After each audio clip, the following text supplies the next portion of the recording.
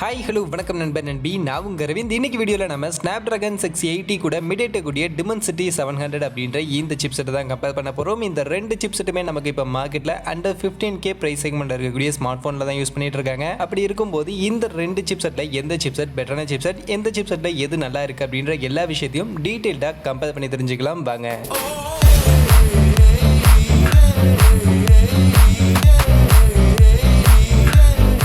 வீடியோக்குள்ள போகிறதுக்கு முன்னாடி டே டு டே ஆஃபர்ஸ் அப்படின்ற ஒரு டெலிகிராம் சேனல் கிரியேட் பண்ணியிருக்கோம். இந்த சேனலில் ரெகுலராக ஆன்லைனில் வரக்கூடிய பெஸ்ட்டான offers, deals, coupons, promo quotes எல்லாத்தையும் அப்டேட் பண்ணிட்டு இருக்கோம். ஸோ யாருக்கெல்லாம் இந்த மாதிரி ஆன்லைனில் வரக்கூடிய பெஸ்ட்டான ஆஃபர்ஸை பற்றின அப்டேட்டாக தெரிஞ்சுக்கணும் அப்படின்ற விருப்பம் இருக்கோ நம்மளுடைய இந்த டெலிகிராம் சேனலில் வந்து ஜாயின் பண்ணிக்கங்க. ஜாயின் பண்ணுறதுக்கான லிங்க் டிஸ்கிரிப்ஷனில் இருக்குது.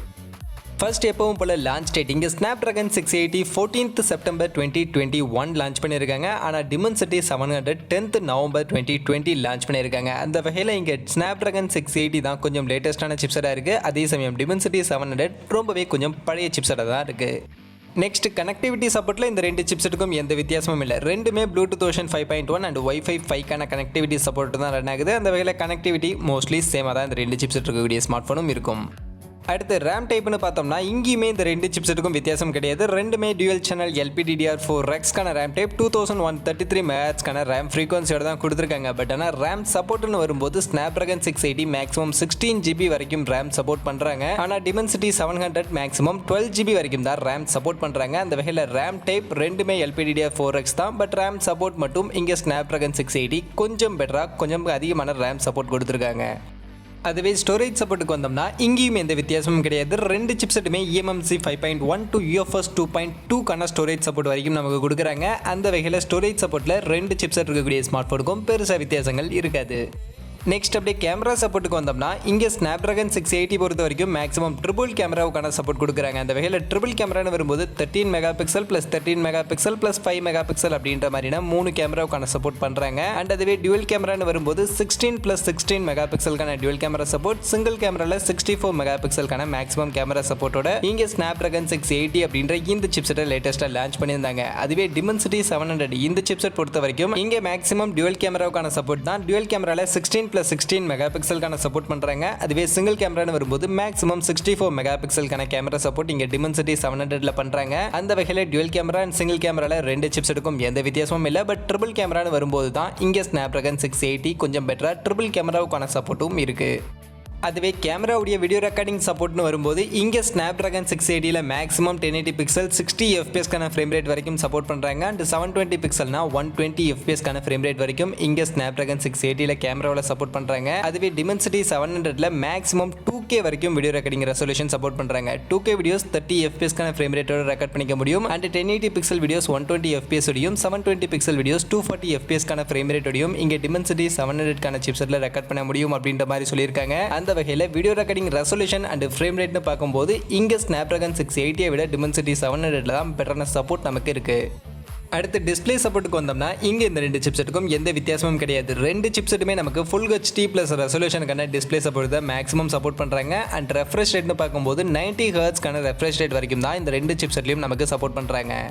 அடுத்து இன்டர்நெட் மோடம்க்கு வந்தோம்னா இங்கே ஸ்னாப்ட்ராகன் 680 ஒரு 4G சிப்செட், ஆனால் Dimensity 700 இது ஒரு 5G சிப்செட். அந்த வகையில் ஸ்னாப்ட்ராகன் 680ல ஸ்னாப்ட்ராகனுடைய X11 அப்படின்ற இந்த ஒரு 4G LTE மோடம் யூஸ் பண்ணியிருக்காங்க. இதில் 4G download speed maximum 390 Mbps வரைக்கும் இருக்கும் அண்ட் அப்லோட் ஸ்பீட் 150 Mbps வரைக்கும் இருக்கும் அப்படின்ற மாதிரி மென்ஷன் பண்ணியிருக்காங்க. அதுவே Dimensity 700 வந்தோம்னா இது நம்ம சொன்ன மாதிரி இது ஒரு 5G சிப்செட். அதுக்கேற்ற மாதிரி 5G இன்டகிரேட் பண்ண sub-6 GHzக்கான ஒரு மோடம் யூஸ் பண்ணியிருக்காங்க. இதில் டவுன்லோட் ஸ்பீட் 2.77 Gbps வரைக்கும் இருக்கும் அப்படின்ற மாதிரி மென்ஷன் பண்ணியிருக்காங்க. அண்ட் அப்லோட் ஸ்பீட் 1.2 Gbps வரைக்கும் இருக்கும் அப்படின்ற மாதிரி மென்ஷன் பண்ணியிருக்காங்க. மற்றபடி இதனுடைய 4G download and upload speed எவ்வளோ அப்படின்றது நமக்கு கிளியராக இப்போதைக்கு தெரியல. அந்த வகையில் இப்போ இங்கே இந்த ரெண்டு சிப்செட்டுடைய இந்த இன்டர்நெட் மோடம்னு பார்க்கும்போது அஃப்கோர்ஸ் ஸ்னாப்ட்ராகன் 680 4G சிப்செட் தான். அண்ட் இப்போ இந்தியாவில் 4G தான் இருக்குது, 5G இல்லை அப்படின்றதுனால இது ஓகே அப்படின்னாலும் கூடிய சீக்கிரம் நெக்ஸ்ட் எப்படியும் 5Gயும் வந்துருச்சு அப்படின்னா அப்போ ஃபியூச்சரிஸ்டிக்காக பார்க்கும்போது Dimensity 700ல தான் 5G மோடம் அப்படின்றது யூஸ் பண்ணியிருக்காங்க. அந்த வகையில் இங்கே Dimensity 700 கொஞ்சம் பெட்டரான சிப்செட்டாக இருக்குது.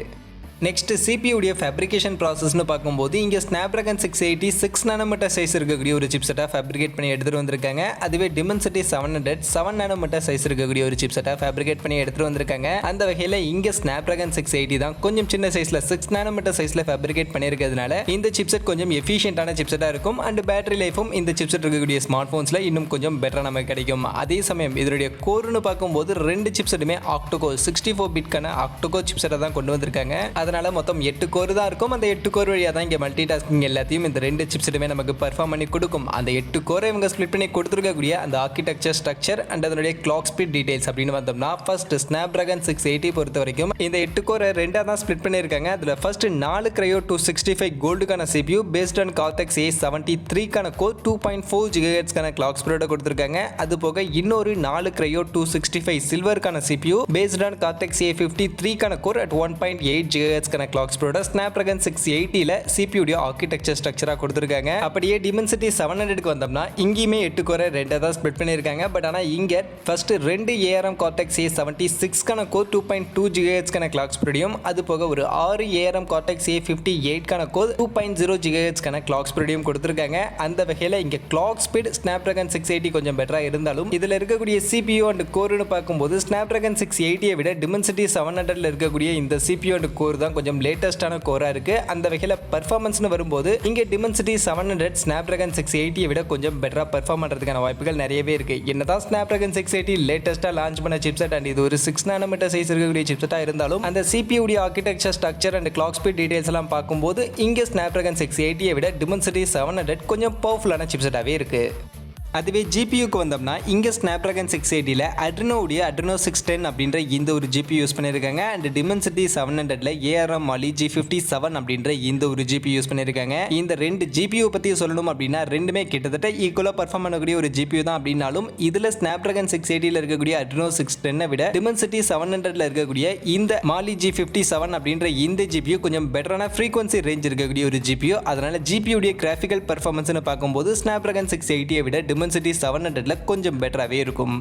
நெக்ஸ்ட் Antutu Benchmark ஸ்கோருக்கு வந்தோம்னா இங்கே Snapdragon 680க்கு 2,20,000 கான ஒரு approximate Antutu Benchmark score reach பண்ணியிருக்கு. அதுவே Dimensity 700 அப்ராக்சிமேட்டாக 3 lakh கான 2,95,000 கான ஒரு அப்ராக்சிமேட் Benchmark ஸ்கோர் ரீச் பண்ணியிருக்கு. அந்த வகையில் இங்கே இந்த ரெண்டு சிப்ஸுடைய Antutu ஸ்கோர்னு பார்க்கும்போது அஃப்கோர்ஸ் Dimensity 700ல தான் பெட்டரான Antutu Benchmark ஸ்கோர் நமக்கு வந்திருக்கு. அப்படியே அடுத்து GeekBench ஸ்கோருக்கு வந்தோம்னா இங்கே Snapdragon 680க்கு சிங்கிள் கோருக்கு 351 அப்படின்ற ஒரு ஸ்கோரும் மல்டி கோருக்கு 1350 அப்படின்ற ஒரு ஸ்கோரும் ரீச் பண்ணி and Dimensity 700க்கு சிங்கிள் கோருக்கு 535 அப்படின்ற ஒரு ஸ்கோரும் மல்டி கோருக்கு 1700 அப்படின்ற ஒரு ஸ்கோரையும் ரீச் பண்ணிருக்கு. அந்த வகையில் இங்கே Geekbench ஸ்கோரும் Dimensity 700ல தான் நமக்கு பெட்டரா வந்திருக்கு.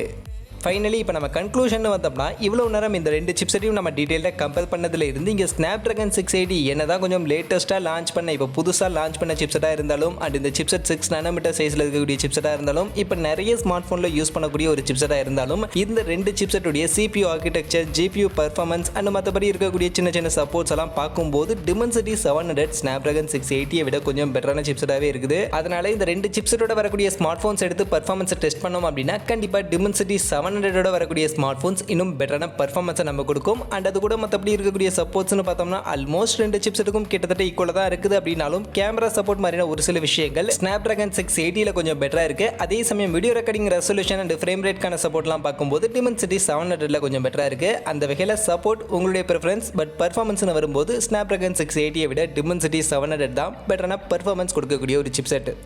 ஸோ ஓவரால் இன்னைக்கு இந்த வீடியோவில் அண்டர் 15K பட்ஜெட் செக்மெண்ட்டுக்காக இப்போ மார்க்கெட்டில் இருக்கக்கூடிய ரெண்டு பாப்புலரான சிப்செட் Snapdragon 680 அண்ட் Dimensity 700 இந்த ரெண்டு சிப்செட்டையும் டீட்டெயிலாக கம்பேர் பண்ணியிருக்கோம். அப்படி கம்பேர் பண்ணதில் இருந்து இந்த ரெண்டு சிப்செட்டை பற்றி நீங்கள் என்ன நினைக்கிறீங்க, இந்த ரெண்டு சிப்செட்டில் எந்த சிப்செட் இருக்கக்கூடிய ஸ்மார்ட் ஃபோனை நீங்கள் கன்சிடர் பண்ணுவீங்க அப்படின்றதெல்லாம் மறக்காம கமெண்ட் செக்ஷனில் வந்து சொல்லிடுங்க. மற்றபடி இந்த வீடியோ இவ்வளவுதான். கண்டிப்பாக வீடியோ உங்கள் எல்லாருக்கும் பிடிச்சிருக்கும் அப்படின்னு நான் நம்புறேன். அப்படி வீடியோ பிடிச்சிருந்தால் லைக் பண்ணுங்க, உங்கள் ஃப்ரெண்ட்ஸுக்கும் ஷேர் பண்ணுங்க. நம்ம சேனலை சப்ஸ்கிரைப் பண்ணல அப்படின்னா மறக்காம சப்ஸ்கிரைப் பண்ணிடுங்க. மீண்டும் ஒரு நல்ல வீடியோ உங்கள் எல்லாரையும் சந்திக்கிறேன். அது வரைக்கும் tata bye bye and see you.